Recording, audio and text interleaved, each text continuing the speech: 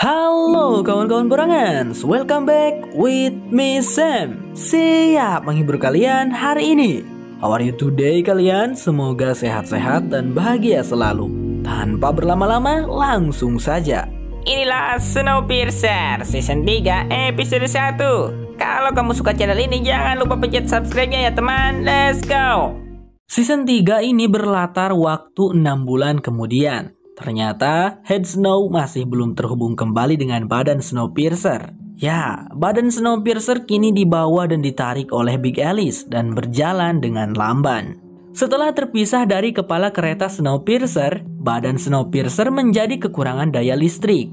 Udara menjadi tidak sehangat dulu dan cukup dingin di dalam kereta. Lalu ternyata Mr. Wilport juga telah meniadakan kelas 1, kelas 2, dan kelas 3. Yang tersisa sekarang hanyalah kelas buruh. Semua orang dipaksa bekerja keras setiap hari untuk melayani satu orang pemimpin mereka, yaitu Mr. Wilport. Banyak orang yang menderita kedinginan dan kelaparan. Namun untungnya mereka masih memiliki harapan. Sebagian penduduk diam-diam membentuk kelompok yang disebut dengan nama kelompok pemberontak. Yang rupanya kelompok tersebut diketuai oleh Ruthie dan wakilnya yaitu Pike. Mr. Wilport dan antek-antek tidak pernah bisa menemukan keberadaan Ruthie maupun mengungkap siapa saja anggotanya. Hanya satu hal yang pasti, kelompok pemberontak adalah penyelamat rakyat. Entah bagaimana caranya, tapi Ruthie mampu mengatur sistem dan manajemen sehingga kelompoknya ini bisa membantu orang-orang yang butuh bantuan. Misalnya sekarang, Ruthie memberikan antibiotik kepada Pike untuk diberikan pada penduduk yang sakit. Kalau sama Mr. Wilport mah dibiarin aja. Nah, kan menyesal kalian para masyarakat Snowpiercer sudah memilih Mr. Wilport sebagai pemimpin? Dan Jappy ternyata masih hidup. Mr. Wilport tidak membunuhnya karena Jappy adalah seorang engineer, sangat langka. Namun karena hukuman Wilport waktu itu sepertinya mampu membuat Jappy tunduk. Perasaan trauma Jappy saat itu membuat Jappy hanya punya satu tujuan saat ini, yaitu menuruti semua perintah Mr. Wilport. Lalu di scene berikutnya kita akan melihat bagaimana pasukan pemberontak beraksi, membagikan makanan-makanan dan juga obat-obatan.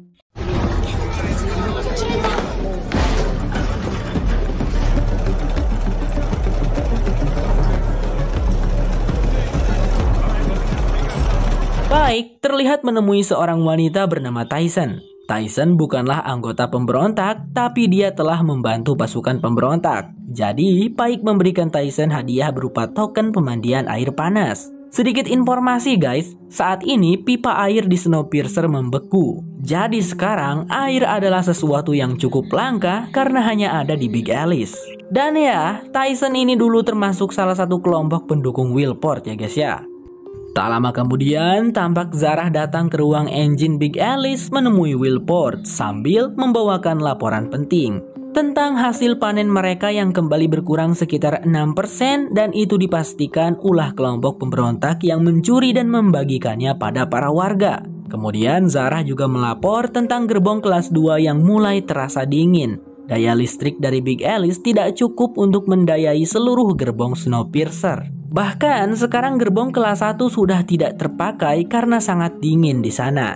Kenapa bisa begitu? Karena sekarang gerbong kelas 1 adalah gerbong paling belakang atau sebut saja ekor. Sebab Big Alice lah kepalanya. Zarah menyarankan untuk melepas gerbong kelas 1 agar bisa menghemat lebih daya listrik. Tetapi Mr. Wilport tidak mau. Gerbong kelas 1 sangat penting baginya dan akan ia hidupkan kembali saat Head Snow sudah mereka rebut lagi. Dan biarkan saja kata Mr. Wilport, dia tidak peduli dengan penduduk yang kedinginan. Dasar ya si Mr. Wilport. Tapi Zarah untungnya diperlakukan dengan baik oleh pria tua itu. Remind him there are rules. Restore first to glory when I get my engine back and order with it. By 6% this week. This is pilfering. Beberapa saat kemudian, Kevin terlihat menemui Osweiler, LJ, dan satu orang penjaga. Si penjaga itu melapor karena ia memiliki informasi yang cukup penting, yaitu tentang Arnold, si ketua air yang menyediakan rendaman air panas pada kelompok pemberontak. Hingga singkat cerita, Mr. Wilport dan Kevin pun mendatanginya sembari sedikit memberikannya pelajaran. Dan ketika Mr. Wilport masuk ke dalam ruangan berendam, naasnya di sana ada Tyson yang sedang berendam. Singkat, hukuman pun dilaksanakan untuk menghukum Arnold dan Tyson. Mereka berdua dihukum dengan disiram kotoran-kotoran human oleh para penduduk. Pike lah yang pertama disuruh melakukannya, dan ia terpaksa melakukan itu. Sungguh hukuman yang menjijikan, guys. It was worth it.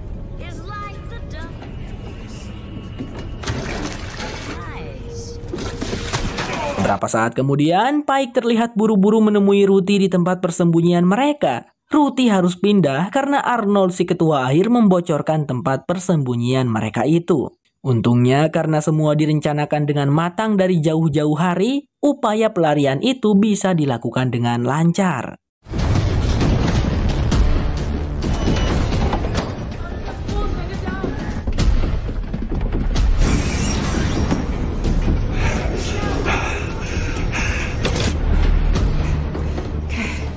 Ketika Mr. Wilport dan antek-antek sampai ke tempat persembunyian Ruthie, sudah tidak ada siapapun lagi di sana. Membuat Mr. Wilport cukup kesal dan bertanya-tanya siapakah orang cerdas di balik semua ini. Sementara itu, ternyata Pike membawa Ruthie ke gerbong kelas 1 yang dimana di sana suhunya mencapai minus 25 derajat Celcius. Tetapi Pike dan kawan-kawan sebelumnya sudah mempersiapkan sebuah ruangan tersembunyi yang tidak terlalu dingin untuk Ruthie, yaitu bersuhu minus 12 derajat Celcius. Lumayan dingin tapi bisa pakai selimut. Setelah Pike pergi, Ruthie pun menatap keluar melalui jendela, sembari mengharapkan kedatangannya kembali Mr. Layton. Scene lalu berpindah memperlihatkan sisi Head Snow, yaitu Layton dan kawan-kawan. Sedikit cerita, model cuaca yang dibuat oleh Melanie menunjukkan ada 5 wilayah yang hangat. Dan selama 6 bulan ini, Layton dan kawan-kawan sudah memeriksa ke 3 wilayah. Di antaranya adalah Sulawesi Indonesia, Gujarat India, dan Managua Nicaragua. Ah, yang bener Bang Sam, Pulau Sulawesi Indonesia masuk wilayah hangat. Serius loh guys, beneran. Remember how much the model likes Sulawesi? Yeah, I do. For the climate, then samples will show us the full picture. And we learn something from every stop. Think of them as data points. Tapi sayangnya ketiga wilayah itu masih belum bisa dihuni, masih cukup dingin. Dan saat ini Head Snow sedang berhenti di wilayah keempat, yaitu Gurun Atacama, Chili. Ben pergi keluar sendirian untuk melakukan pengambilan sampel es. Ya, tujuannya memastikan apakah wilayah itu bisa dihuni dan bisa menunjang kehidupan. Lalu Layton dan yang lainnya memantau dari ruang engine kereta. Tetapi mereka ada masalah lain guys. Head Snow yang mereka tumpangi saat ini karena hanya berjumlah 10 gerbong, maka membuat kereta menjadi kelebihan daya. Mereka tidak boleh berhenti terlalu lama dan harus melaju secepat mungkin agar kereta bisa mengkonsumsi daya berlebih itu. Pertanyaannya, apa yang terjadi jika mereka berhenti terlalu lama? Nah, jika berhenti terlalu lama, maka itu akan mengakibatkan mesin memanas dan bisa meledak. Penghangat di kereta juga sekarang malah kelebihan sampai-sampai Bastille dan kawan-kawan kepanasan serasa lagi di padang gurun kalau lagi berhenti. Singkatnya, Ben sudah selesai mengambil sampel es dan akan segera kembali ke kereta. Ia juga tak boleh terlalu lama di luar. Ben hanya punya waktu 10 menit.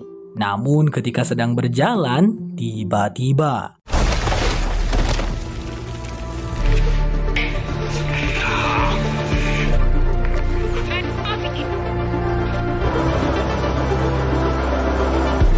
Layton dan yang lainnya pun panik saat kehilangan kontak dengan Ben.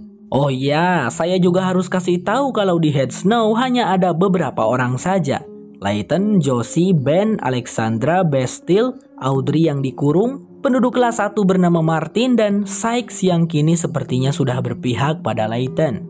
Alexandra terus mencoba menghubungi Ben karena mereka harus segera melaju. Kalau tidak, mesin kereta bisa-bisa meledak.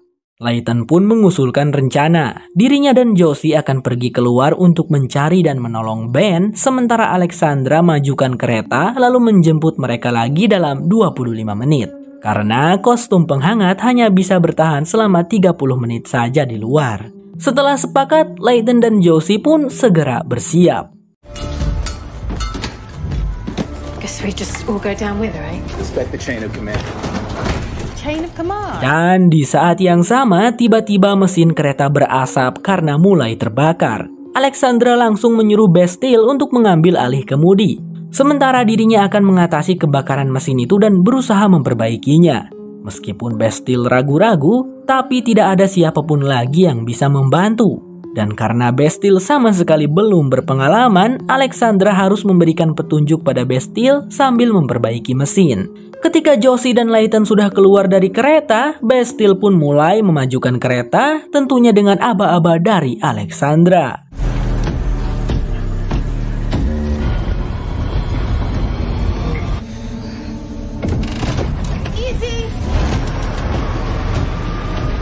Untungnya, singkat cerita, Layton dan Josie berhasil menemukan Ben yang terjatuh ke dalam sebuah bangunan.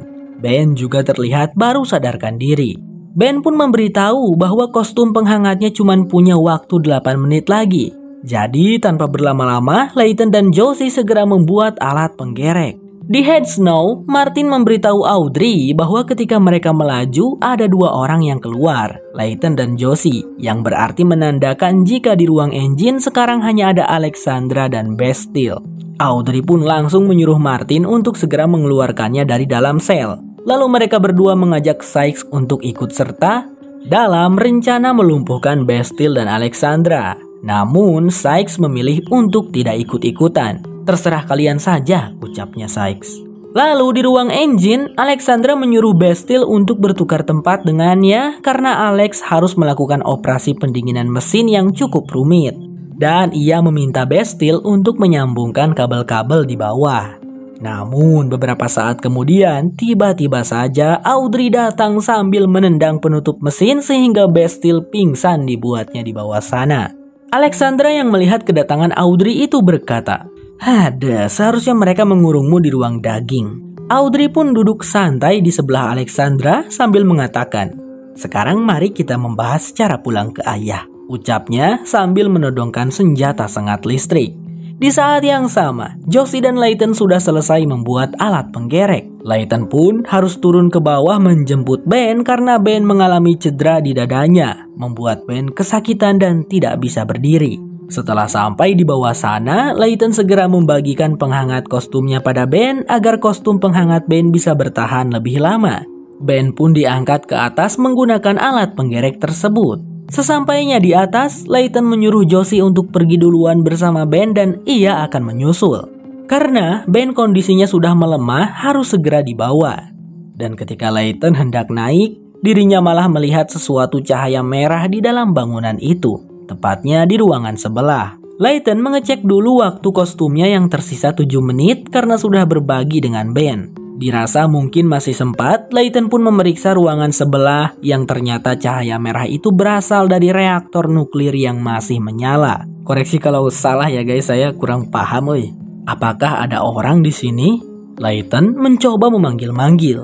"Halo, halo, ada orang di sini?" ucap Layton sambil terus menyisiri tempat tersebut. Layton mengecek kostumnya, waktu tersisa 4 menit lagi.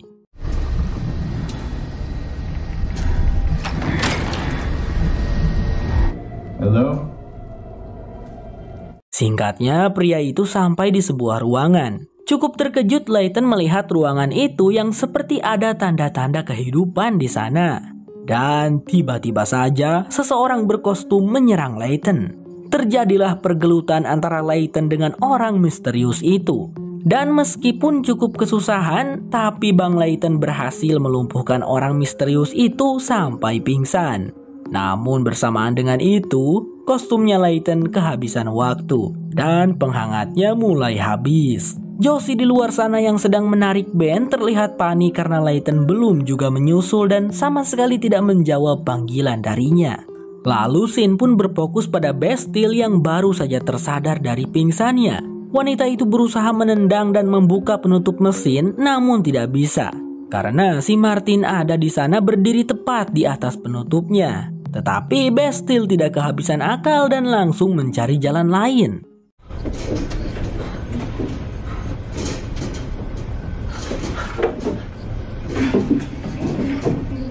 Untungnya Bastille berhasil menemukan jalan keluarnya. Bastille mengambil sebuah palu, lalu dengan tiba-tiba muncul sambil langsung mendagor si Martin sampai pingsan atau meninggoy, itu saya kurang tahu. Audrey melihat itu langsung menyerah dan menjatuhkan senjata sengat listriknya. Namun,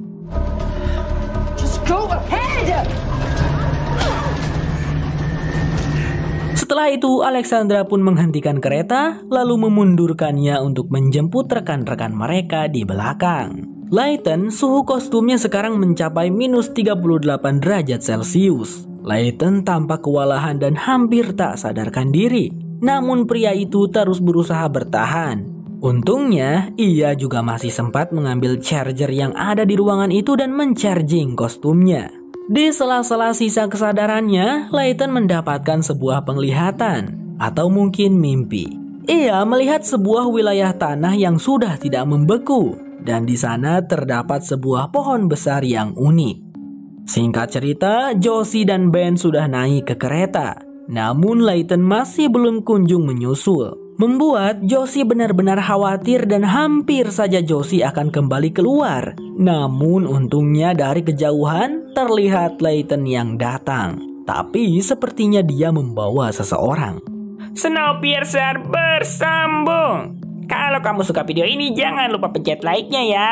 Sampai jumpa lagi di episode berikutnya. Bye-bye.